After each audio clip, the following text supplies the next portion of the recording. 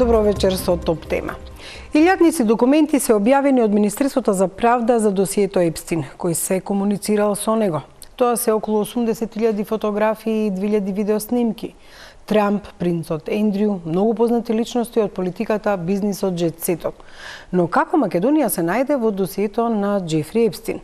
Зошто научните истражувања на Универзитетот Колумбија со ткива, мозоци увезени од нашата земја по 20 години ја разбрануваа јавноста?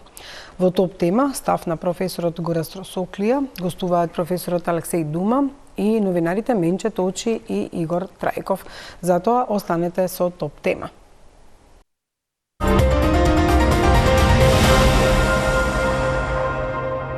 Како што веќе најавив, се разбранува јавноста после толку многу години дали Македонија на легален начин ги извезувала ткивата од Македонија за научници или на Универзитетот Колумбија, и за чудо се најде Македонија во преписките кои беа вчера објавени од Министерството за правда на Америка, преписките што ги имал Епстин со сите можни луѓе досега, меѓутоа не во контекст на педофилија, туку во контекст на тоа дека му е испратен линк, веројатно за донирање на средства за научници или што биле поврзани помеѓу Колумбија универзитетот и македонските научници, односно македонската судска медицина, патологија, психологија и други гранки од медицината. Но најнапред добро вечер за мојот колега Игор Трајков. Добро вечер, Жане. Пред да објасниме што се случувало пред толку многу години во Македонија и како Македонија се најде всушност во овие досиеа, ова што се објави е најново. Јас кажав одредена бројка на документи и видеа, но колку е вкупниот број на документи, слики и видеа кои се објавени и поврзани со името на Џефри Епстин? Така, Жане, значи станува збор за околу 6 милиони документи, пораки, електронска пошта, фотографии, видеа кои што, како што го нарекуваат тие кои што се составен дел од имотот на Џефри Епстин. Демократите со месеци водеа битка во Американскиот конгрес да издействуваат нивно објавување, откако истото претседателот Трамп постојано го најавуваше во текот на кампањата 24-та година, и откако се врати во Белата куќа се предомисли и неговата администрација избегнуваше, но од септември минатата година усвоија закон со кој ќе бидат објавени сите, и во неколку транши објавува по десетина, по стотици илјади документи, за вкупната бројка на објавени документи да стигне нешто повеќе од 3,5 милиони, но сепак остануваат околу 2,5 милиони необјавени, што само ги зголемуваат шпекулациите и ги потхрануваат теориите на заговор, на пред се намага движењето. Па добро, му се врати на Трамп како бумеранг, тоа што го посакуваше за демократите, всушност сега и тој го има во многу написи. Подоцна ќе видиме што всушност тој одговори на најновите објави на Министерството за правда. Меѓутоа да кажеме како се најде Македонија во истражувањето во овие преписки. Тоа е истражување на Bloomberg Business Week, кое за пошироката јавност нели во Македонија сега е топ тема денеска. Во тоа новинарско истражување се тврдело дека Универзитетот во Колумбија во САД работи истражувања за депресија и самоубиство поврзани со примериоци од Македонија. Меѓутоа, која е врската со Епстин? Практично пратен е линк до него? Така, да. Испратен му е линк за, мислам дека беше за некакви донации за научни истражувања. Мислам дека беше тоа. Погледај го овој линк, била пораката што му била упатена, и сега тој линк еве не враќа нас во минатото да можеме да разговараме за тоа. Пред да почнам со тој дел од разговорите, бидејќи веќе ги најавив ставот на професор Соклија Дума и колечката Менче Точи, кој е Џефри Епстин, што еве сега речиси секој ден го спомнуваме? Џефри Епстин и повеќе од 30 години по неговото појавување во американската јавност останува енигма. И тој мислам дека се самоуби 2018 година во затвор во Њу Јорк. И се уште, и толку години по неговата смрт, се уште многу работи за него се нејасни и непознати. Од тоа што се знае дека започнал неговата кариера професионална започнува како наставник по математика. За после краток период да разработи некој модел на инвестирање во американски берзи и да отвори неколку компании и да стане познат како финансиски советник, инвеститор, филантроп и socialite, како што ги нарекуваат на англиски тие, односно да се дружи со највисокото друштво од политичари до бизнисмени, до јавни личности и така натаму. Некаде околу при крајот на 80-тите години тој се појавува во Њу Јорк како непознат млад бизнисмен и за краток период успева да стане прилично познато лице, организирајќи раскошни забави на кои што со тек на време, почнувајќи од познати пејачи, глумци, почнуваат да му доаѓаат и други бизнисмени и политичари и така тој всушност ја создава таа мрежа која што со текот на годините само повеќе расте и тој го зголемува неговото влијание преку неа. Лобира за бизнисмени, за измени на закони, се обидува да лобира во американска дипломатија, па се вмешува и со европски дипломати и политичари и тоа очигледно има влијание затоа што знае многу работи задкулисни што не ги откриваат јавно, а што ги видел во секакви ситуации. Добро, ќе разговараме подоцна за тоа кој се бил клиент на Епстин и кој се споменува и во најновите написи. Меѓутоа, оно што сакам на почетокот да го кажам, како што веќе најавив, Македонија беше на некој начин инволвирана во овие преписки заради грантот што е добиен за истражувачка дејност, склучен во 96-та година помеѓу Универзитетот Колумбија и нашите медицински експерти, како што веќе споменав, Институтот за судска медицина, Институтот за патологија, психијатриската клиника и веста беше дали се давани ткива од Македонија, односно извезувани така наречено мозоци, за да може таму да се извршуваат експерименти и да се пронајде лек за депресија, шизофренија, па дури да се види до каде доаѓаат самоубиствата. Јас во текот на денот разговарав со сите практично инволвирани страни за ова истражување и разговарав и со професорот Росоклија, кој што се уште работи на Универзитетот Колумбија. Да подсетам дека тој е специјалист по неврологија, невропатологија и психијатрија, завршил на медицинскиот факултет во Скопје, долги години работи на Универзитетот Колумбија во Њујорк и кога му го спомнав сето ова и кога го вида и написот кој што го имаат македонските медиуми и самите документи, еве што тој изјави за Телма и за топ тема, па еве ќе го цитирам во неможност да ја снимам неговата изјава затоа што кажа дека во текот на денот е зафатен со обврски на Универзитетот Колумбија. Тој вели, тој грант, како и сите други грантови со Македонија, мисли дека имало 6 или 7, ги имаат сите согласности од етичките комитети на медицинскиот факултет по 2006 кога станал академик и на етичкиот комитет на МАНУ, како и на Колумбија, и за секое ткиво кое е користено има писмен консент од семејството за интервју и за користење на ткивото. Предпоставувам, вели тој, дека тоа писмо до Епстин е испратено со цел да му се прикаже научното работење на одделот и да му побараат средства за финансирање на науката, а вели дека професорот Дума преку тој проект им ги отворил вратите на научниот свет на своите вработени, што во македонски услови и за македонскиот менталитет бил огромен чекор за оваа соработка. Вели тој, Дума и јас и колегата од Колумбија објавивме научен труд во прилози, тоа е часопис на МАНУ, објаснувајќи го целиот проект во детали и тој труд е пронеден во 2014 година, објавувани се делови во 2012 година и сега некои велат дека е труд, некои некој велел дека е само препис од нивната научна работа, меѓутоа ова беше изјавата од професор доктор Росоклија. Како што веќе најавив, во текот на денов се обидов да дознам што се случувало во 96-та и годините потоа. И за таа цел ја поканив мојата колешка Менче Точи, која во тоа време почнала да го прави ова истражување и во текот на денот снимив интервју со нејзе, па да видиме.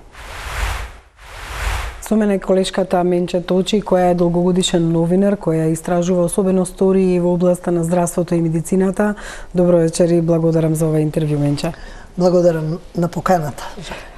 Овие информации кои ги добивме заради преписките кои се вршени со Епстейн, кои што всушност немаат никаква директна поврзаност со него, туку е само испратен линк за да види нешто што може евентуално да го финансира, не вратија во минатото, во времето кога си го истражувала овој случај.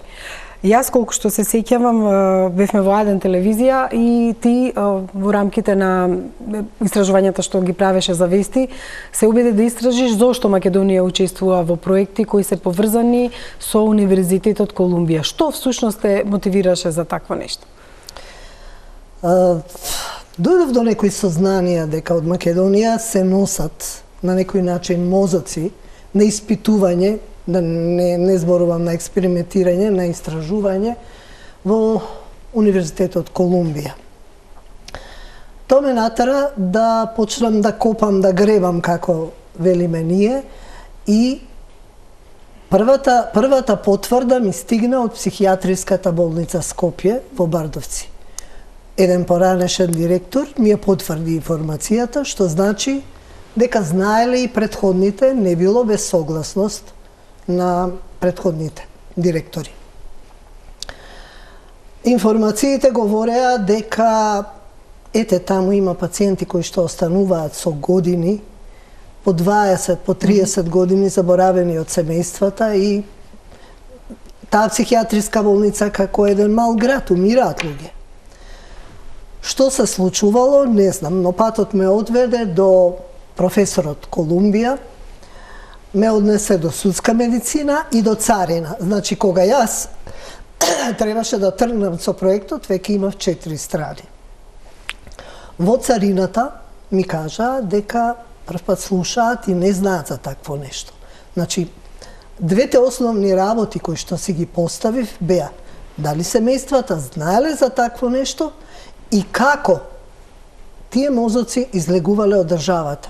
Ако во царината не знаат ништо, дали по вообичаени летови, дали специјални летови, што е со законот? Веројатно и во специјални услови мора да бидат пренесувани. И специјални услови, што е со тоа е долг лет, што е со законот? Законот не го дозволуваше тоа. Исконтактирав со професорот од Колумбија и тој многу брзо стигна во Македонија. Се сретнавме во познатата пицерија Галија и тука почнаа убедувања. Тоа ме заинтригира. Зошто ме убедуваше да се откажам од проектот, кога е тоа толку добар, афирмативен проект, добро за државата, дека нели Македонија го добила проектот, да се откажам, да не објавувам ништо, дека е се окей, дека е се во ред со проектот, дека работат на епохални откритија, дека тој работи со одреден тим. Јас тогаш и не знаев кој се е вклучен. Исто се јавив и на судска медицина и меѓа нема да спомнувам, веќе вие сигурно ги знаете кои се да, секако ќе ги контактираме. Да, во проектот. И таму ми потврдија дека има таков проект и дека Бугарија, соседна Бугарија,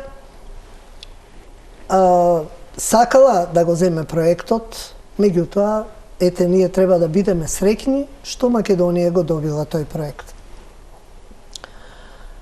Зошто после тоа почнаа притисоци, навреди од дотичниот професор да не објавувам ништо, не знам. Меѓутоа, она што ме шокира и заради што се можеби се повлеков, но сите овие години тлееше во мене, беше тоа што на една од телевизиите излезе прилог, уствари тоа беше некако како кампања. Во позитивна смисла? Во позитивна смисла за проектот, на голема врата, дека еве Македонија е вклучена, дека се прави нешто многу добро. И тоа беше тоа што ме разоружа. Јас мислам дека воопшто и не почнав со проектот, затоа што и јас бев во фаза на докажување на доверба во Ајден, а и ме гледа, ако спомнев нешто, ме гледа чудно. Други беа времињата тогаш.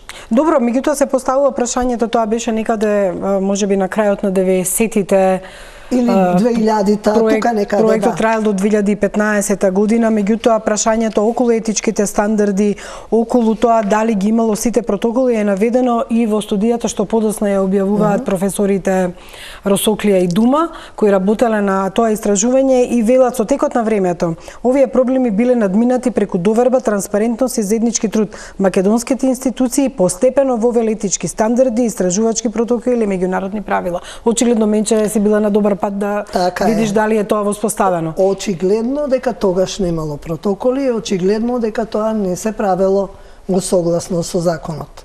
Прашањето дали го поставивте, дали семејствата знаеле за тоа дека се вршат вакви испитувања, дали дојдовте до некои семејства евентуално?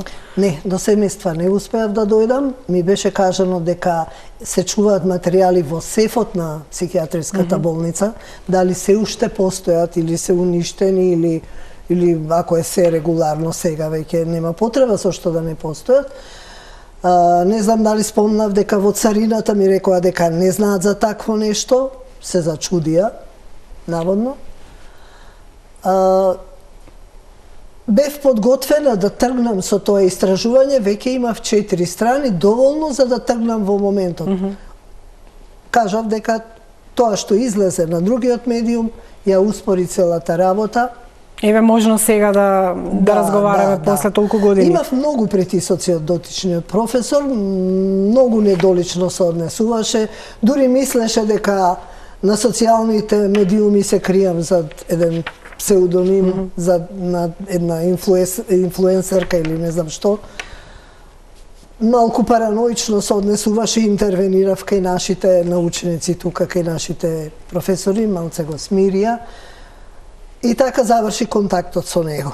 Но остана да тлее сите овие години. Што се случи? Да, ми се јавија после тоа и ми кажаа дека еве, да не береш гајле, сега е се регуларно. Веројатно дека Македонија, ако било во 94 година, како што ме велат податоците, е направено на Универзитетот во Питсбург, а потоа и во Колумбија е почнат генерално тој проект. И Македонија, некаде, мислам дека во 96-та почнува да учествува во овој меѓународен проект. Името е Збирка на психијатриски мозоци во Македонија, општи лекции за научна соработка меѓу земјите со различно богатство. Како заклучок е дека тоа било успешна меѓународна соработка која е корисна за сите страни и кои ги гради локалните капацитети и со тоа се отвориле вратите за меѓународна соработка. Јас верувам дека во моментот, како што и ти имаш обичај, прва си дознала нешто и се почнала да истражуваш уште во време кога почнал проектот и кога бил во зародиш. Ние сите актери, практично сите учесници во оваа студија ќе ги прашаме во топ тема за да можеме да го расчистиме ова, иако јас морам да нагласам за гледачите дека апсолутно не се работи за директна врска меѓу Џефри Епстеин и нашиот проект, туку се нашол во тие документи што ги објави Министерството за правда на Америка како еден линк или документ што нему му е понуден за да веројатно побараат пари за финансирање. Значи апсолутно нема никаква врска тоа со сето она што се пишува во него. Меѓутоа, дали потоа сте имале прилика можеби да прочитате или да видите некакви резултати од тие истражувања или денеска ги гледаме тие работи? Не, јас синоќа бев многу изненадена кога го видов тоа и не ја знаев поврзаноста. Знаев дека е за потребите на Универзитетот Колумбија, не се знаеше за фондацијата тогаш и навистина сум изненадена што ете се нашло во тие документи.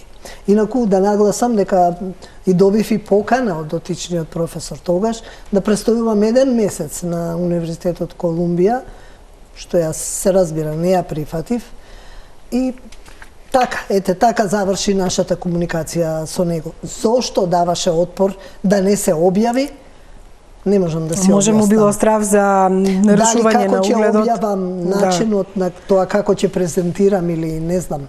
Да, ние го комунициравме професорот и вели дека тоа е грант кој што е даден за Македонија затоа што се наши научници работеле врз ткивата во Колумбија за да го научат процесот на обработка на меките ткива на тие ткива и дека бил во научни цели, секако и него ќе го цитираме во оваа емисија за сите страни, како што велиш и 3 си имало во тоа време 4 страни, да објасниме за што всушност се работи. Да, но како стигале таму, тоа е прашање, од кого се сезимани, исто така останува отворено прашање и до какви сознанија се дошле.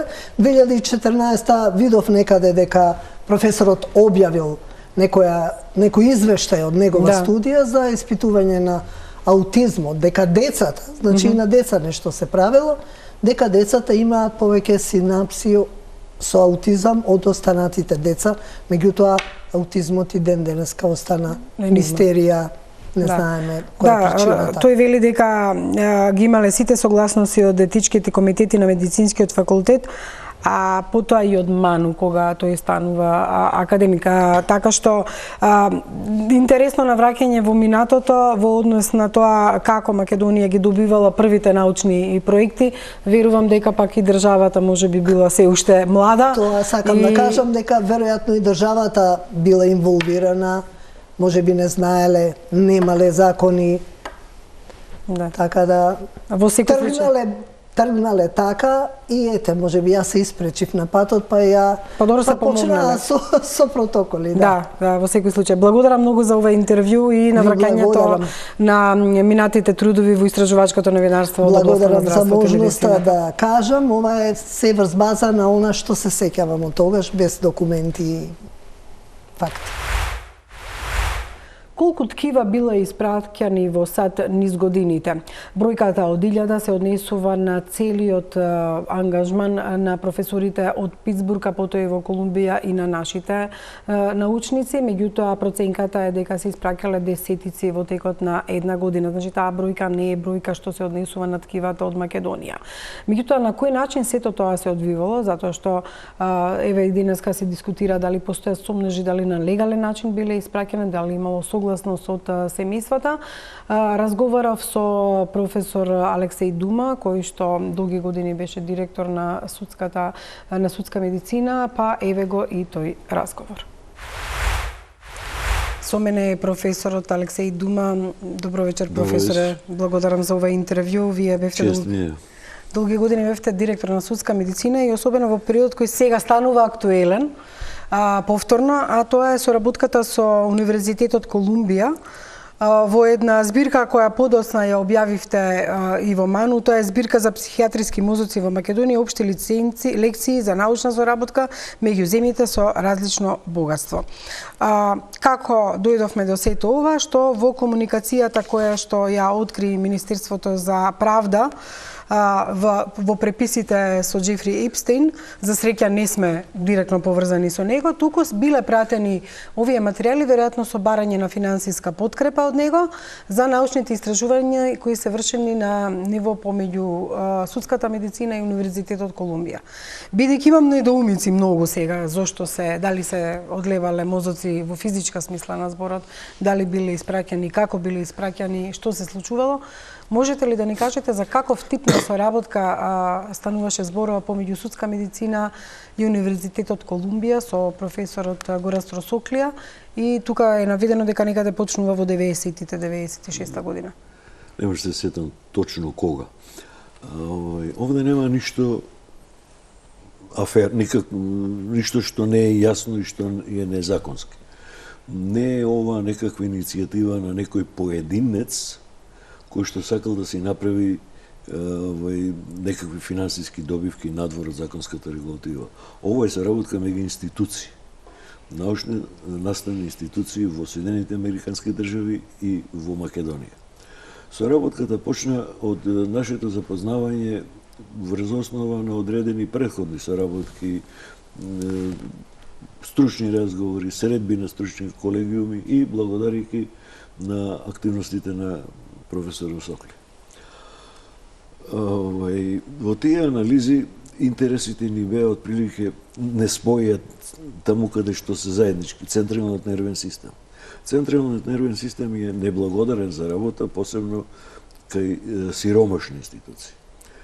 Колумбија универзитет е моќна и многу богата научно-истражувачка институција. Они располагаат со цела возможна апаратура, технологија и техники за анализирање на централниот нервен систем. Нашата оцена во меѓународните кругови е позната како високо стручна и капацитативна институција од областта на судската медицина и анализирањето на телото. Само ќе ве потсета, ќе ве прекинам, и во самата оваа студија вели дека мотивот бил за тоа што Универзитетот Колумбија имало апаратурата, ама немало материјали за обработка, и дека ова е направено за да може научници или доктори од кај нас да одат во Универзитетот Колумбија и да ги испитуваат и да ги обработуваат меките ткива, а повод во целата студија било да се открие причината за депресија, веројатно и самоубиствата. Да. Првен почнавме со шизофрениите. Точно е тоа сето. И кога дојдовме до сознание дека може да почнеме да се работуваме како научно-наставни институции, нас ни представуваше посебна чест што е на Колумбија универзитет, топот на науката, мислам, на ранглистата високо горе поставена, се заинтересира за соработка со нас. Тоа е посебна привилегија и чест. Прифативме да соработуваме и да договараме како понатаму да ги водиме проектите. Тука е прашањето, дали вие ги имавте сите протоколи во тоа време, бидејќи Македонија била млада држава, 96-та година? Да, во тоа време немаше протоколи. Дури добивме сознание дека и не е потпишан договор меѓу Македонија и Соединените Американски држави за научна соработка. И тука излегува големи административни проблеми кои што ги решаваше административната служба, односно луѓето кои што беа задолжени да можат да ги решават проблемите. Ние се фокусиравме на стручната работа и стручниот начин на анализирање на ткивата во потребната цел. Во почетокот беа шизофрениите, па покасно, заради одредени стекнати накнадни сознанија во текот на работата, се отворија и самоубиствата, односно највисоките степени на депресија. Тука се остава прашањето дали етичкиот совет на медицинскиот факултет ова го одобрил и дали роднините знаеле дека се вршат вакви експерименти. Тоа е апсолутно добро прашање. Значи, викам, работевме исклучиво по правните и етичките норми пропишани во развиениот свет. Америка беше многу пред нас и ги имаше решено тие проблеми административно, комплетно и целосно. Значи, ние се трудевме да ги задоволиме нивните првен барања на тие институции и сето тоа мораше за да помини до таму, мораше да биде регулирано првен тука во земјите каде што излегуваат. Проблемот тука го решивме благодарејќи на разбирањето во научниот свет, професорите, па и административните служби во државата во тоа време. Се формира етички комитет само за овој проблем при медицинскиот факултет. Првен тој беше во Академијата за науки, бидејќи имаше некој проблем административен во почетокот на медицинскиот факултет, кој брзо се надмина. И тој етички комитет ги анализираше по иста постапка, иста процедура како на американските етички комитети, кои беа по меѓународни норми и стандарди, ги анализираше елементите од нивен интерес, од нивниот аспект, од аспект на етиката и човековите права. Па после добивањето на дозволата, ние можевме понатаму да продолжиме да работиме. Бидејќи информираноста е многу важен елемент во објавувањето на резултатите и на тоа инсистира и Националниот институт за здравје на Америка, кој преку кого одеше финансирањето, ние се формира тим за психоаутопсија. Тој е посебен термин кој што е кај нас се уште непознат. Психоаутопсија.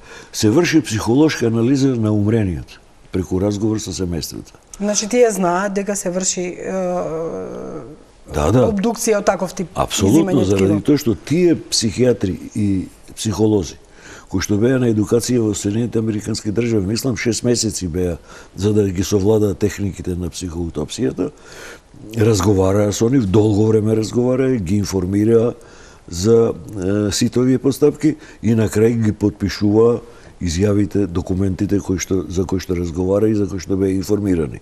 Сите се тие потпишани. Бројката не е мала, вика десетици примероци открива се праќани во една година, или ако била соработката 10 години, тоа се може би, да кажеме, може би 100-200 ткива и повеќе, па затоа и од тука да, ама не се 1000, како што... Да, 1000 е во целиот проект. Во целиот тука проект. има недоразбирање. Да. 1000 е во целиот проект кој го работи Универзитетот Питсбург и потоа Колумбија. Така.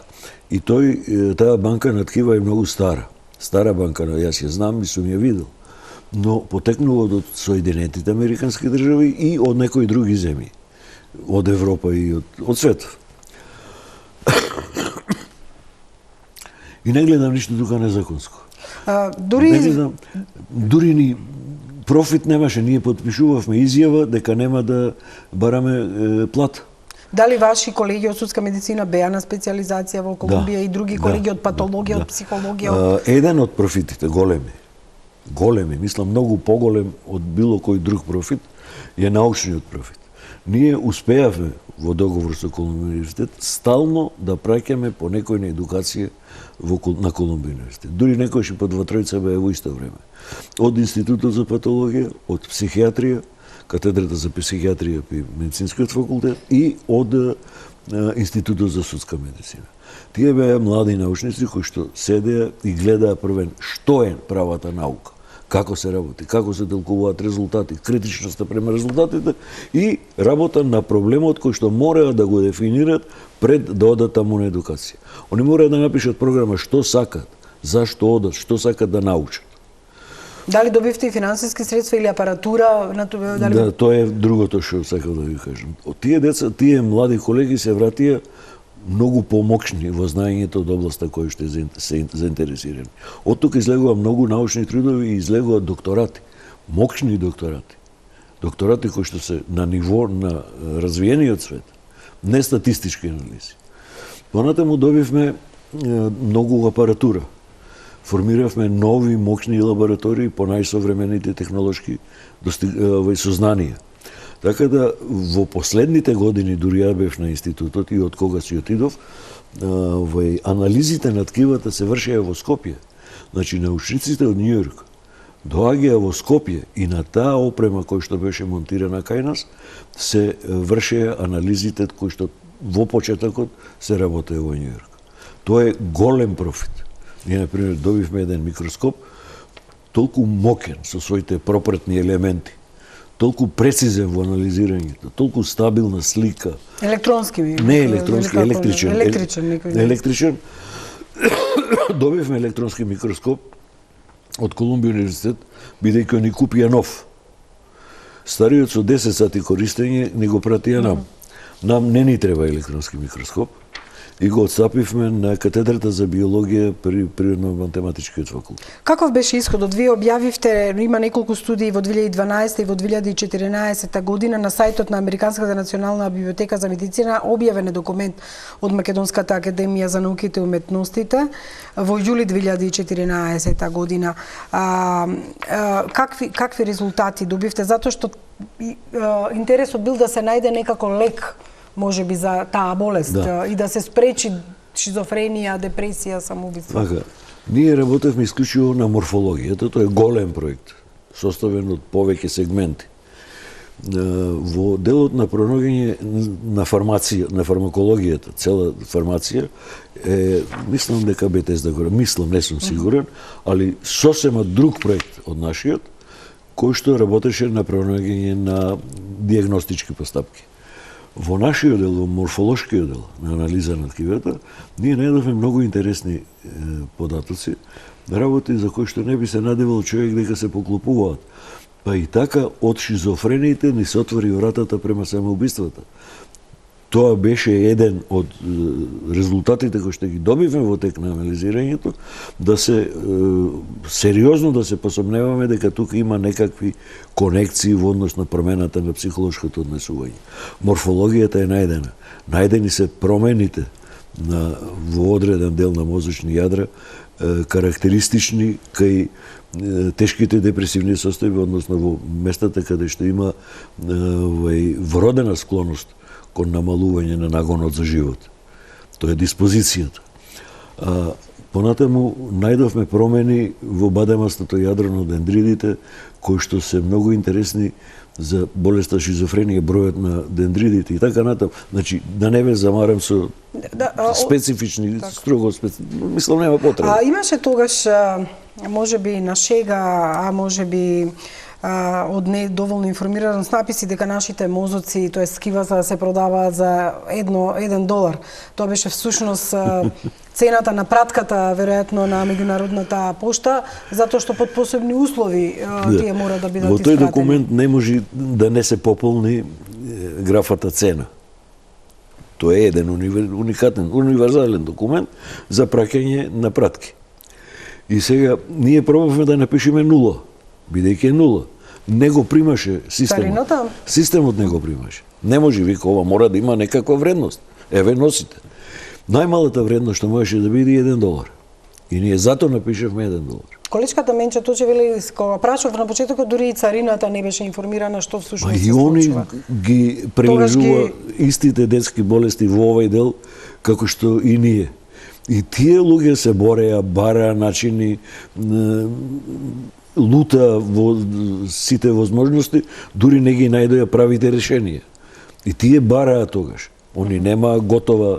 Да, и самата студија вели дека благодарение на ова Македонија вика со текот на времето овие проблеми биле надминати преку доверба, транспарентност и заеднички труд. Македонските институции постепено вовеле етички стандарди, истражувачки протоколи и меѓународни правила, а целта на професор Дума вели тука била да е корисна за сите страни и да се отворат вратите за меѓународни истражувања на Институтот за судска медицина. Дали се врши испитување на деца или не за аутизам, затоа што не. Во овие истражувања немало така? Не, аутизмот уопште не беше добро. После толку години, како е прекината соработката? Вие сте во пензија, меѓутоа мислам дека некаде во 2015 според професор Осоклија таа соработка е прекината. Без разлика што отидов во пензија, бев само дел од тимот. Другиот тим цел остана на институтот. И младите колеги беа апсолутно влезени во сите детали, дури има повеќе сознание и повеќе активности отколку што ги имав јас. Јас се спремав за пензија и требаше пополека да се пренеси на помладите, кои што ќе може туше следните 20-30 години да бидат активни во стручното работење и соработката. Меѓутоа веќе никој не остана да работи на овои проекти, сите врски се прекинати некаде во 2015. Па најверојатно згаснал проектот. Ја немам информации после што се случило, најверојатно проектот згаснал. Професор Ендру не беше нешто здравствено на крај, кога си одев во добра здравствена кондиција. Најверојатно не можеше повеќе да патува, бидејќи последните години кај нас се работеа анализите, не во Њујорк. Сите испитувања беа кај нас. И не знам што се случи. Не знам што се случи и зашто згасна. Основата за најверојатно толку беше. За ова интервју е да се ги отфрлате сите сомнежи дека се извезувало ткива од Македонија на нелегален начин или нешто што не го знаеле било кој од засегнатите страни, особено етичкиот совет на медицинскиот факултет кој треба тоа да го одобри и останатите институции. Тука бил Институтот за патологија вклучен, клиниката за психијатрија вклучена. Од психијатри ги црпевме психолозите и психијатрите кои што ја вршија психоанализата, психоаутопсијата. Видите, ја не можам да влијам на конструкцијата, на амнестичката конструкција на луѓето. Секој врз основа на базата на психолошка конституција си создава различни размислувања и различни ставови. И тоа е нивен проблем и они имаат правото да го прават, тоа не е кривично дело. Но можам да ви кажем дека се е апсолутно согласно етичко-деонтолошките норми и согласно законската регулатива. Апсолутно се. Бидејќи цело време не држа на нишан негде да сгрешиме, имаше одреден број на научници кои што беа против овој проект, бидејќи се плашија дека им го загрозуваме врвното место во науката во Македонија. А ако нема компетиција, нема ни напредок. Ние не се осмеливме никогаш нивните научни достигнувања да ги коментираме и начинот на добивање на резултатите кои што се објавува во научните трудови. Тоа е работа на рецензентските комисии, ние не можевме да рецензираме туги научни достигнувања кои што не се од нашата област. Второто беше уште нешто ме прашавте. Не, во однос на тоа дека велите дека ги отфрлате сите сомнежи дека на некои без протоколи на нелегален начин се носеле на црниот пазар можда некој и така размислува. Нема место на мозочното ткиво. Бидејќи мозочното ткиво не може да се искористи на црниот пазар. Едино мозок не може да се трансплантира. Јас би бил многу задоволен да можеме мозоците на големите научници во светот, големите умови од областа на уметноста, културата. Ајнштајн, Тесла и останата. Така. Да овозможиме да продолжат да функционираат. Во тој дел не би влегувам, правени се некакви види за екстра надвор од телото да се користат. Ајнштајн, мислам, беше не е битно, али тука не би навлегувал. Успеа да добијат некои комуникации, не знам докаде, не се објави поиќе ништо. Но трансплантација на мозочно ткиво е невозможно. Заради тоа што мозокот е тој кој што нас не представува. Ние сме мозокот. Мозокот размислува, мозокот носи ставови, мозокот носи одлуки, заклучоци, начин на живот, комуникација, сознавање и така натаму. Телото, сето друго што е тело, инфраструктура и е помош да функционира мозокот. Чувствата ги внесуваме преку очите, ушите, слухот, мирисот, допирот и така натаму. Другите сознанија ги добива со допир. Нозете го движат, желудникот и дигестивниот тракт го храни, белите дробови му даваат кислород, рацете внесуваат, манипулира. Значи тој седи, газда, седи и командува. Командува за да се врши својата функција, да не представува наска личност. Он во текот на времето се формира, кортексот создава нови сознанија, нови кочници, нови пристапи и така натаму. Тоа е тој што функционира. И сега, како да трансплантираш нешто што е мртво? Значи, човекот е мртов тогаш кога ќе умри мозокот. Тој нема функција веќе. Професоре, ви благодарам што ве навративме во минатото после толку години во однос на вашата работа на овој проект, кој што не врати во времето благодарение на документите објавени од Американското министерство за правда поврзани со името Џефри Епстин, кој што апсолутно нема никаква директна врска со вашиот проект. Веројатно само барале пари од него. Господи, да. Што Џефри Епстин правил, ама мене не ме интересира воопшто. Тоа си е работа на службите кои што треба да го работат. Тој е богаташ. Мора од дел од парите да се слободи од порез. И кај ни е јасно, инвестирањето во наука и во спорт ги слободува од порез. Тоа е рационалното размислување на тие големи богаташи. Нема одговор дали дал пари, се уште нема одговор на такво нешто. Ви благодарам многу што благодарам јас на вниманието. Со секој многу почест. Ово објаснување ви благодарам. Еве, тоа беа разговорите поврзани со вестите дали Македонија на легален начин ги извезувала ткивата за научни цели, според ова сето што го кажуваат професор Соклија и професор Дума, нема можност и нема афера во сето ова. Но еве, Игор, ние сме спомнати како Македонија со ова, има и други личности од регионот. Последиците од разговорите со Епстин прв ги понесе Лајчак, поранишниот министер за надворешни работи на Словачка, кој што даде оставка. Така, да, Жане.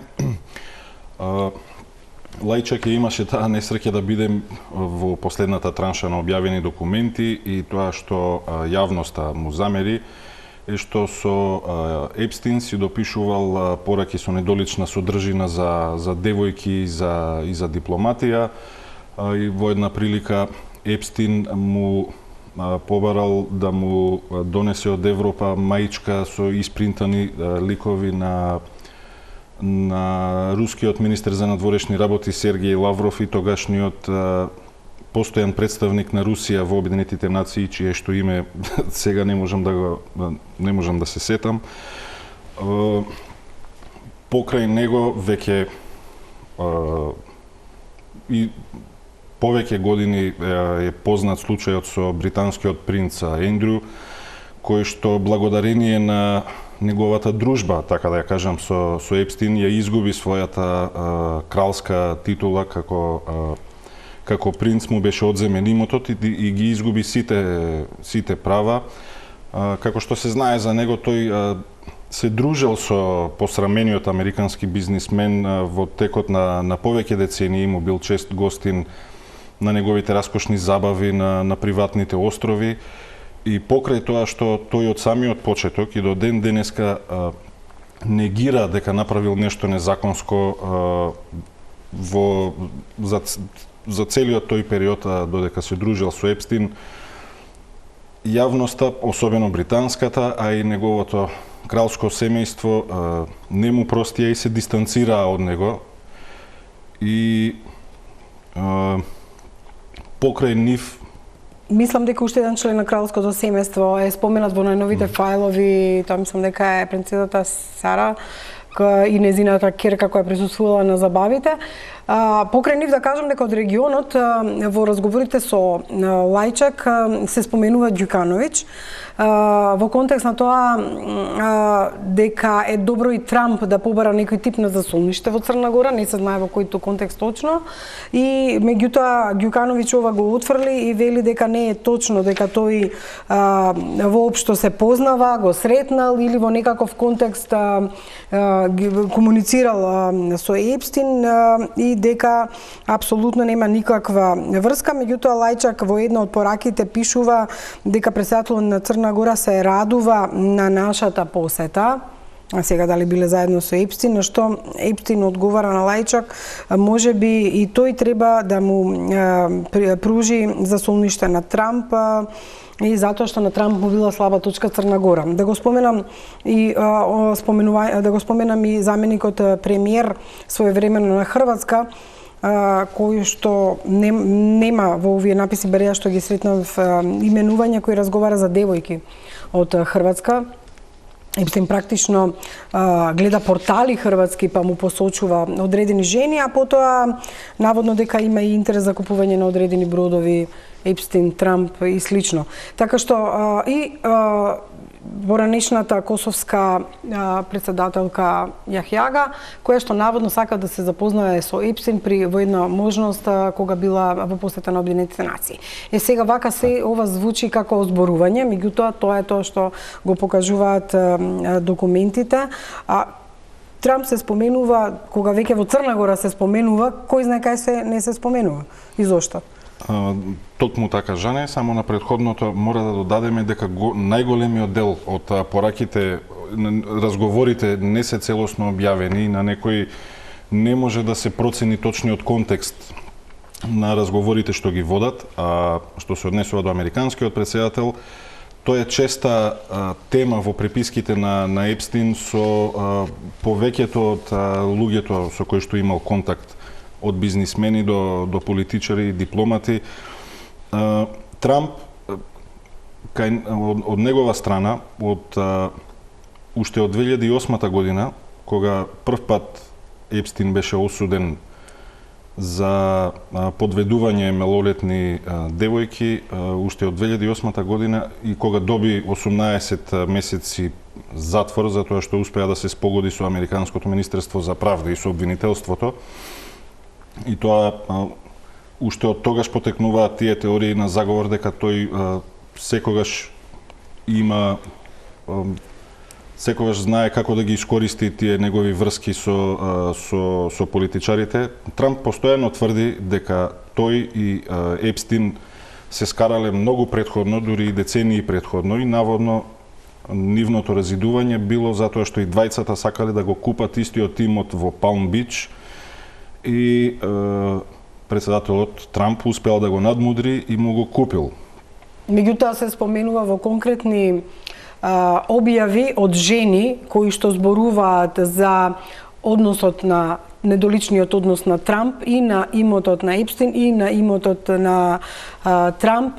Има неколку наводи. Една од тие наводи, една од жените не го кажува името, меѓутоа е репрезентирана преку незината адвокатка, незините адвокати, така што се споменува и во таков контекст. Тој постојано се споменува, но досега како што неговата администрација сака да тврди постојано дека ниту една од жртвите во целиот случај, од жртвите на Епстин, не го вмешува Трамп во тие незаконски активности и тој исто така тоа постојано го нагласува на неговите пресконференции и настапи дека ниту една, но симптоматично е тоа што тоа е дел од причина, тоа е само една од причините зашто демократите инсистираат на овој случај да продолжи, затоа што Министерството за правда требаше да ги објави овие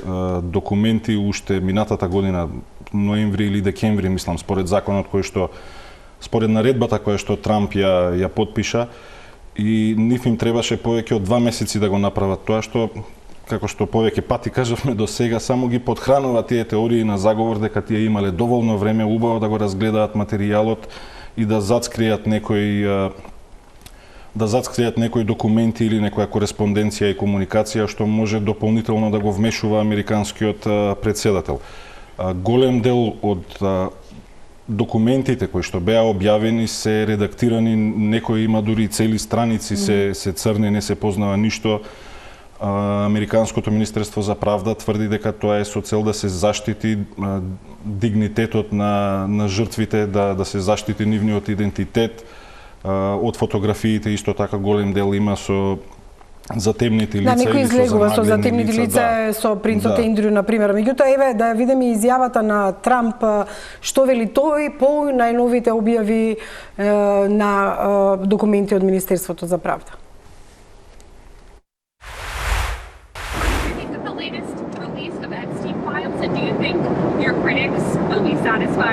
Well, they should be, because it looked like this guy Wolf, who's a writer, was conspiring with Epstein to do harm to me. And I didn't see it myself, but I was told by some very important people that not only does it absolve me, it's the opposite of what people were hoping, you know, the radical left. That Wolf, who's a third-rate writer, was conspiring with Jeffrey Epstein to hurt me, politically or otherwise. And that came through loud and clear. So we'll probably sue Wolf on that. Sir, did you speak, or did you have any knowledge? And maybe the Epstein estate, I guess. I don't know, but we're going to certainly sue Wolf. You want to sue the Epstein estate? Well, you may, I guess so, because he was conspiring with Wolf to do harm to me politically. That's not a friend. Еве тоа беше изјавата на претседателот Трамп. По рекламите со мојот колега Игор ке зборуваме и за најновиот документарец на сопругата на Трамп, Меланија Трамп. Дали беше тоа пиар да се одвлече вниманието од сите настани што се случуваат во Америка со действувањето на АЙС и големите протести. Меѓутоа за тоа веднаш по рекламите. Останете со нас.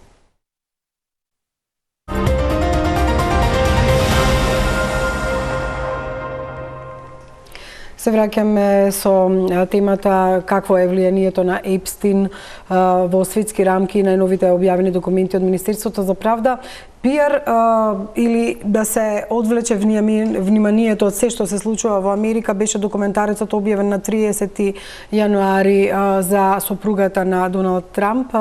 Исто така Меланија беше многу експонирана и во отварањето на берзата, таа значи се повеќе се појавува, но она што им го помати повторно сето тоа е една фотографија која се појави и во најновиве документи. Токму така и режисерот, така е жени, режисерот на документарниот филм за првата дама на САД, исто така беше меѓу документите и фотографиите објавени од островите, од забавите на Епстин.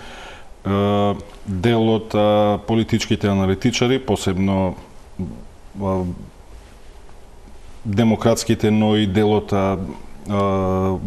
коментаторите, како да ги наречам, на теории на заговор, дури и во крајната десница во Америка и движењето мага на председателот Трамп коментираат дека тоа може би било, како што напомена и ти, за да се одвлечи вниманието од овој скандал кој што го следи Трамп од самото враќање во Белата куќа во јануари 25-та. Дури дел од нив го спомнуваат и Гренланд, значи целиот тој дипломатски циркус што се случуваше околу Гренланд, заканите за Данска, заканите за Гренланд, дипломатскиот притисок, заканите за употребување дури и воена сила за американците да го земат Гренланд, заканите за воведување санкции како за Данска, така и за незините блиски сојузници и 8 држави кои што се во непосредна близина на најголемиот остров на светот. Дел од нив го толкуваат исто и тоа како обид да се одвлече вниманието на американската јавност од објавувањето на досијата, на документите на Епстин. Голем дел од нив, тоа пред се, според нивните коментари и анализи, тоа е пред се насочено на мага базата, на движењето на председателот Трамп, затоа што, како што кажав и предходно, уште од во текот на кампањата во 24-та година, но и од како ги изгуби изборите во 2020-та година, Трамп продолжи со организирање митинзи и водење на еден вид на кампања во текот на 4 години додека не беше претседател. Тој постојано на тие јавни настапи, на тие митинзи зборуваше дека кога ќе се врати во Белата куќа ќе ги објави сите преостанати документи. Па да, сега на крај со свој камен по глава излегува. Му се врати како бумеранг. Неговата цел беше да ги опише демократите како расипани, одвратни, злобни личности кои што му нанесуваат штета на американскиот народ постојано, но како што знаеме, откако се врати во Белата куќа, тој не може да се тргне од оваа афера. Само се споменува и Елон Маск како еден од тие што кореспондира со Епстин, која е неговата улога, комуникација и слично. Така, Жане, да. Тој во текот на повеќе години комуницирал со Епстин, но што дефинитивно, ајде да речам, сигурно се знае дека тие никогаш лично не се сретнале, иако со текот на годините од 2012-та, 13-та, мислам, па се непосредно пред неговата смрт, тие редовно комуницирали и повеќе пати договарале средба или посети на некој од островите, или ручеци, или вечери, но секогаш едниот од двајцата му излегувала некоја неодложна обврска. Добро, затоа нема фотографии сега меѓу нив двајца. Маск е еден од најгласните јавни личности во Америка кои што постојано бара да се објават сите документи, да не биде редактирано ништо и конечно се открие кој се бил вмешан, кој се учествувал во тие забави на Епстин и кој се учествувал во злоупотребите на жени, девојки и малолетнички лица. За крај, не можеме многу да предвидуваме, меѓутоа во вакви околности во САД, каде што има протести на улиците заради десувањето на АИС со имигрантите, во услови кога геополитиката сосема е потресена, да кажем, заради неколку работи на кои што Трамп влие директно и заради досијата на Епстин, дали може ова нешто да измести во раководењето на Трамп со Америка? Тој очигледно вака видовме изјавата, апсолутно личи дека е многу кул. Да, неговиот манир е таков едноставно. Во САД во ноември ги имаат така наречените midterm elections, тоа се избори на средина од мандатот на председателот, кај што се гласа за третина од Американскиот сенат и целиот представнички дом. Тие американските политички аналитичари ги сметаат за исклучително важни, затоа што се на средината на председателскиот мандат и може да имаат огромно влијание на преостанатите 2 години и евентуално при реизбор за втор мандат. Трамп, како што знаеме, нема право да се кандидира за трет мандат. Овие се исклучително важни избори затоа што тие имаат тесно мнозинство и во Сенатот и во представничкиот дом. И покрај видовме изминативе година дена дека имаат проблеми да усвојат буџет, го имавме затварањето есента најдолгото 45 денови, мислам дека беше во историјата на САД. Неделава исто имаше делумно затварање. Сите овие скандали, Гренланд и надворешната политика и царините и целиот тој дел може да има влијание заедно со протестите за имиграционите агенти, убиството на двајца цивили во Минесота, во Минеаполис. Тоа може да има влијание врз расположението на неопределените гласачи, умерените гласачи и секако врз демократите. Може да ги гласачите на Демократската партија може дополнително да ги мобилизира. А случајот со Епстин може да има негативно влијание кај мага базата за тоа што тие се разочарани затоа што не успеа да Ни по-конзервативно гласачко тело кое што веројатно ќе ги осуди можеби овие новости. Благодарам многу за ова интервју и тоа што Ева и во нашиот деск постојано ги следи случувањата во САД и во светски рамки. А вас, почитувани гледачи, ви благодарам што бевте со топ тема на Телма. Останете на програмата, следува ТВ серијата. Од мене пријатна вечер.